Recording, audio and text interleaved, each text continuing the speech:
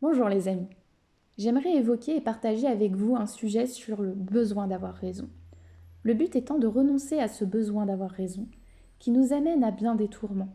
Et nous ne pouvons pas avoir meilleur exemple aujourd'hui avec ce que nous sommes en train de vivre. Vacciné ou pas vacciné? Raison? Pas raison? Pas raison? Raison? En perdrez-vous la raison? J'espère que cette petite parenthèse tirée du livre Les 7 lois spirituelles du vrai bonheur de Deepak Chopra vous aidera à atteindre le bonheur intérieur, ou tout du moins à vous apaiser quels que soient les problèmes que vous rencontrez. En tout cas, une chose est sûre, c'est que l'idéologie de la pensée unique est un cortex autodestructeur qui amènera le monde dans la torpeur, la guerre et le conflit perpétuel. Alors, êtes-vous une fleur fanée ou une fleur qui s'exalte de toute sa beauté? Moi j'ai foi en vous, car j'ai foi en l'humanité. Lâchons prise, ici, ensemble, envolons-nous vers un monde meilleur, à l'image de notre paix intérieure. La plupart des gens sont piégés quand ils essayent d'imposer leur point de vue au monde. Ils vont et viennent avec leurs croyances sur ce qui est juste et ce qui est faux. Et ils s'y cramponnent pendant des années. J'ai raison donne un sentiment de réconfort, mais pas le vrai bonheur. Les gens qui vous font du tort ne s'excuseront jamais, et ils ne guériront pas vos blessures ni ne mettront fin à vos griefs. Les gens que vous mésestimez resteront éloignés de vous. Personne n'est jamais devenu heureux en prouvant qu'il a raison. Il en résulte le conflit et la confrontation, car le besoin d'avoir raison condamne toujours quelqu'un d'autre à avoir tort. Un seul et unique point de vue correct n'existe pas. Ce qui est juste est ce qui correspond à ce que vous percevez. Vous voyez le monde tel que vous êtes. Les autres voient le monde tel qu'ils sont. Cette vision est considérablement libératrice, parce qu'en premier lieu, elle fait de vous un individu unique. En définitive, elle fait de vous un créateur au même titre que Dieu. Car au fur et à mesure que votre conscience s'élargit, la réalité fait de même. Un formidable potentiel secret vous est révélé. C'est le contraire qui se produit si vous insistez pour avoir raison. Étant donné que les autres ne seront pas d'accord, votre besoin d'avoir raison suscitera antagonisme et rejet. Comme nous en sommes tous trop tristement conscients, si le besoin d'avoir raison est inflexible et impérieux, des guerres s'ensuivent, engagées souvent au nom de Dieu.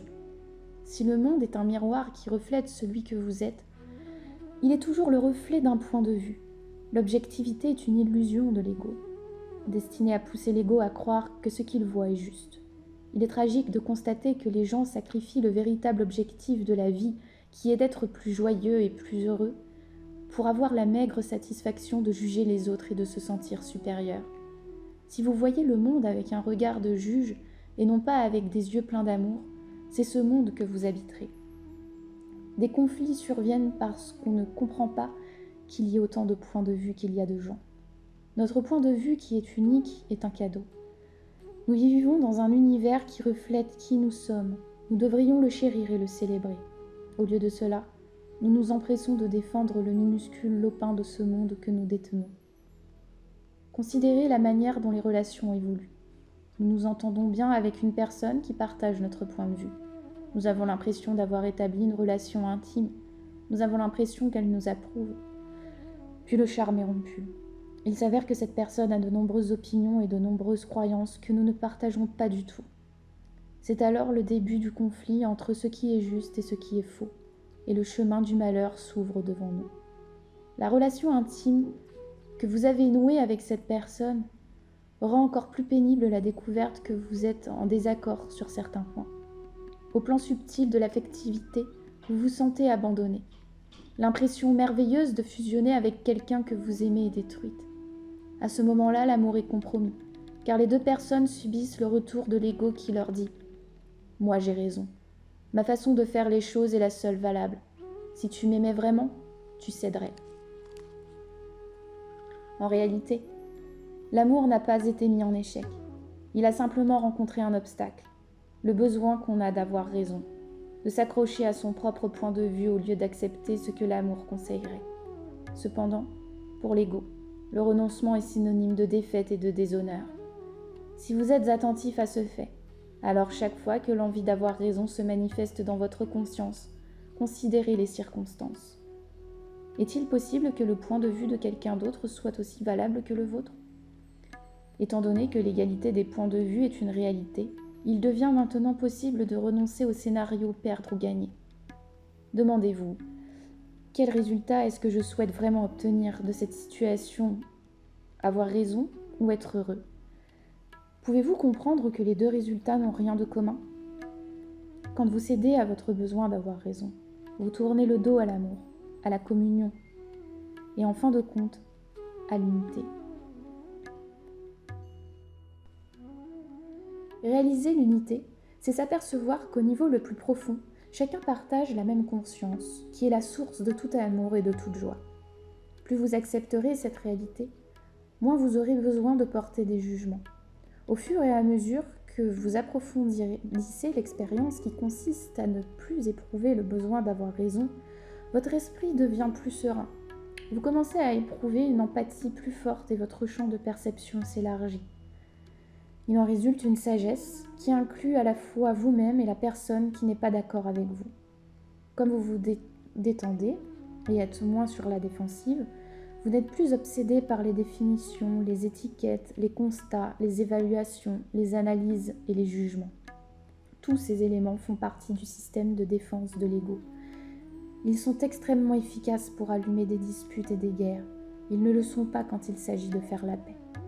Lorsque le besoin d'avoir raison s'affaiblit, nous n'avons plus autant de griefs et de ressentiments qui résultent du fait que vous donnez tort à quelqu'un.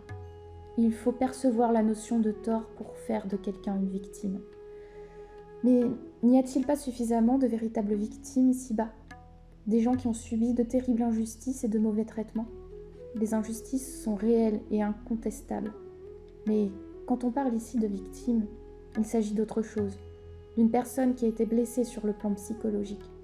Quelqu'un qui porte la cicatrice de cette blessure ne peut s'empêcher d'inventer une histoire que chaque nouvelle expérience rend plus convaincante. La vie me fait souffrir, je me sens épuisée, blessée, j'en veux à mes supérieurs. Je ne suis rien que la victime d'une injustice. En fin de compte, être une victime est en fait une façon de se juger. Étant donné que vous avez été blessé, vous vous blessez tous les jours en assumant le rôle de victime. En laissant derrière vous le ressentiment, vous vous libérez de la colère. Vous vous libérez de la colère et de l'animosité. La colère ferme l'accès au royaume de l'esprit. Vous avez beau estimer que vous avez raison d'entretenir vos griefs, à un niveau plus profond, vous vous êtes lié à la personne qui vous a blessé. Ce lien devient si fort qu'il obscurcit la relation avec votre soi supérieur et avec votre âme. Souvent, les gens ont recours aux valeurs spirituelles pour justifier leur indignation morale face à la cruauté du monde, qui est si affreusement éloignée de l'idéal. Alors qu'on peut facilement être d'accord avec ce point de vue, il est également important de reconnaître que même l'indignation morale est une forme de fureur. Étant donné que le champ de la conscience inclut tout le monde, il résulte alors que vous y ajoutez de la colère, du ressentiment et de l'animosité. L'indignation tend à servir d'excuse pour l'inaction. Les gens qui mènent un véritable combat contre l'injustice du monde ne sont pas enflammés par la colère. Ils sont lucides, maîtres d'eux-mêmes et sûrs de ce que représentent leurs valeurs. Ils savent faire la distinction entre ce qui est bel et bien révolu et qu'on ne peut changer, et ce qui est actuel et qui, par conséquent, peut être modifié. Einstein a prononcé une phrase célèbre. Aucun problème ne peut être résolu en restant sur le même plan de la conscience que celui qui a permis de le poser. Cela vaut la peine de vous en souvenir chaque fois que vous êtes tenté de trouver une explication logique à votre colère en la qualifiant de justifiée. La justification n'a jamais rien résolu. Elle suscite simplement encore plus de colère. Elle provoque un antagonisme plus profond. Surtout, elle va à l'encontre de la règle d'Einstein. Le plan où on trouve la solution est toujours différent du plan où se trouve le problème. Pour dépasser le plan où se trouve le problème, vous devez vous regarder avec lucidité. De nombreuses personnes ignorent même quand elles défendent leur besoin d'avoir raison. Les signes ne sont pas toujours la colère et le ressentiment. Mais une conduite qui se veut conforme à la morale a toujours un dominateur commun, le refus de lâcher prise. Seul le lâcher prise donne la liberté de ne pas juger. Quand votre ego vous domine, le lâcher prise vous donne l'impression d'une défaite totale. L'ego prospère dans les conditions suivantes. Vous obtenez ce que vous voulez. Les autres acceptent de suivre votre programme de vie. Vous avez l'impression d'être maître de vous-même. La démarcation entre ce qui est juste et ce qui n'est pas juste est claire. Personne ne franchit la frontière entre ce qui est juste et ce qui n'est pas juste. Vous énumérez les conditions indispensables pour aimer quelqu'un et pour être aimé en retour. Toute personne qui est d'accord avec vous montre qu'elle vous aime. Une personne qui vous obéit vous donne l'impression d'être en sécurité. Une personne à laquelle vous devez obéir ne vous donne pas l'impression d'être en sécurité. Ce qui est ironique, c'est que ces conditions nécessaires pour que votre ego s'épanouisse rendent très malheureuse la personne que vous êtes réellement. Si vous êtes le responsable, vous ne ressentez pas de joie. Si vous exercez votre autorité sur autrui, vous ne recevez pas d'amour. Si vous défendez la frontière entre ce qui est juste et ce qui n'est pas juste, votre champ de conscience ne s'élargit pas. Cependant, l'ego est si fascinant que d'innombrables personnes recherchent le bonheur dans les conditions que nous avons évoquées. Elles peuvent même parvenir à une parfaite maîtrise d'elles-mêmes et exercent leur pouvoir sur les autres, mais en agissant ainsi, elles sacrifieront le soi authentique. Pour trouver le soi authentique, vous devez vous abandonner à ce soi, et la meilleure façon d'y parvenir, c'est lâcher prise face à une autre personne. Cela ne signifie pas qu'un ego lâche prise face à un autre ego. On pourrait alors parler de défaite.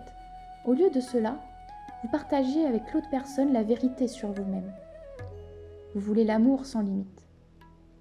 Vous voulez vous sentir en sécurité. Vous voulez vous exprimer de façon créative. Vous voulez étendre votre champ de conscience dans la joie. Vous voulez être libre. Ce que vous désirez, par-dessus tout, c'est réaliser l'unité dans un état de parfaite sérénité.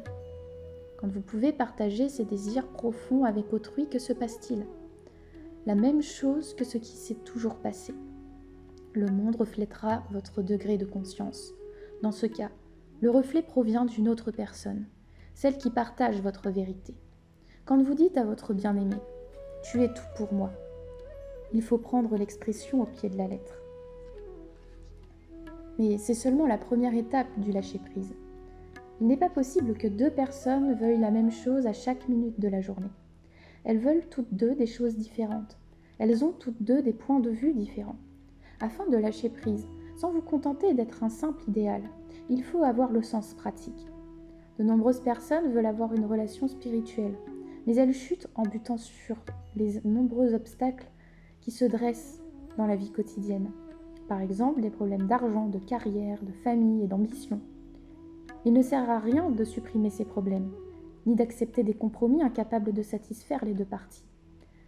Si vous ne pouvez pas vous épanouir, vous ne pouvez absolument pas faire s'épanouir quelqu'un d'autre. Le secret ne consiste pas à lâcher prise face à une autre personne. Il ne consiste pas non plus à ce que chaque personne lâche prise face à l'autre. Vous devez lâcher prise en vous abandonnant au chemin. C'est un chemin que vous avez en commun avec autrui. Vous ne prenez pas votre engagement en ce qui concerne votre désir ou le désir de votre partenaire. Le désir personnel est secondaire. Vous vous engagez à aller là où le chemin vous conduit. De cette façon, vous renoncez à votre point de vue centré sur l'ego. Vous vous concentrez sur l'espace qui se trouve entre vous et la personne que vous aimez. C'est l'intervalle entre l'ego et l'âme. Chaque fois que vous êtes tenté d'obéir à votre ego, allez dans cet espace partagé et posez-vous les questions suivantes. Quel choix est le plus porteur d'amour ? Qu'est-ce qui amènera la paix entre nous ? Dans quelle mesure suis-je pleinement conscient ? Quelle sorte d'énergie est-ce que je crée ? Est-ce que j'agis par confiance ou par méfiance ? Est-ce que je ressens ce que ressent mon partenaire ? Suis-je capable de donner sans rien attendre en retour ? Ces questions ne déclenchent pas de réponse toute prête. Au contraire, elles servent à vous éveiller spirituellement. Elles vous mettent en résonance avec un processus qui dépasse le moi et le vous. L'espace que vous partagez avec quelqu'un d'autre vous permet de regarder au-delà de l'ego. L'avantage que cela comporte n'est pas évident au premier abord. Votre conditionnement ancien vous dira « Qu'y a-t-il de mal à obtenir ce que je veux ? Pourquoi devrais-je donner la priorité à autrui plutôt qu'à moi ? J'ai le droit de m'attendre à avoir des satisfactions. » Ce que votre ego ne peut pas apercevoir est quelque chose de précieux qui est caché dans toute relation spirituelle, le mystère. Ce mystère naît de l'amour. Il vous interpelle depuis un lieu où règne la paix et la joie que l'ego ne peut jamais atteindre, étant donné toutes ces luttes, ces exigences, ces besoins. Il suffit d'entrer dans l'espace entre vous et quelqu'un que vous aimez pour vous ouvrir au mystère. Quand deux personnes s'éprennent l'une de l'autre, l'existence du mystère est évidente. C'est tout juste s'il ne les aveugle pas. Elles se sentent unies et proches de la perfection dans leur état d'extase. Rien ne peut aller mal. Le monde entier existe dans l'autre personne. Mais quand l'idylle perd son éclat, cette certitude s'affaiblit aussi. Il faut vous engager à garder bien vivant en vous le souvenir de ces brefs moments où vous avez ressenti un sentiment de plénitude qui vous dépasse et qui pourtant n'est rien d'autre que vous. Quand vous vous engagez sur le chemin, vous vous abandonnez à lui. Chaque jour, vous vous demandez « Que peut faire l'amour ? Montrez-moi. Je suis prêt. » Les réponses vous surprendront. L'amour peut résoudre des problèmes, guérir des blessures, régler des disputes et apporter des réponses inattendues. Il ne s'agit pas de l'amour personnel, du sentiment qu'éprouve une seule personne. Il s'agit d'un amour qui dépasse la personne, qui veille sur tout et qui sait tout. Quand vous vous abandonnez à lui, les divergences quotidiennes n'ont guère de sens. L'argent, l'ambition, la carrière, les soucis de famille reprennent tous leur place. Un pouvoir invisible réconcilie les contraires. Il crée de lui-même l'harmonie. Pour connaître un tel état, vous ne pouvez pas faire d'efforts pour y parvenir ou essayer de le maîtriser. Vous vous laissez aller dans un état d'ouverture. Vous êtes témoin de ce qui se passe. Vous êtes complètement détendu. Vous obéissez quand une impulsion bénéfique s'empare de vous. C'est ainsi que la vie est vécue en toute spontanéité. Tout ce qui peut arriver ensuite est juste. Tout ce dont vous avez besoin au niveau le plus profond vous est automatiquement accordé. Il est possible de vivre dans un tel état, bien que peu de personnes puissent y parvenir. En fait, c'est la façon la plus naturelle de vivre. Mais si vous jugez votre vie, si vous voulez toujours avoir raison, si vous insistez pour fixer des limites, alors le mystère ne peut parvenir jusqu'à vous. Vivre en harmonie avec le mystère prend du temps. Le lâcher-prise, comme tout le reste, est un processus, pas un saut. Malgré des montées et des descentes, le chemin continue toujours, et chaque étape est une étape d'amour. En fin de compte, c'est la raison d'être des relations. C'est la capacité qu'on a de regarder dans les yeux d'une autre personne et de savoir avec elle que l'amour vous a bénis tous les deux.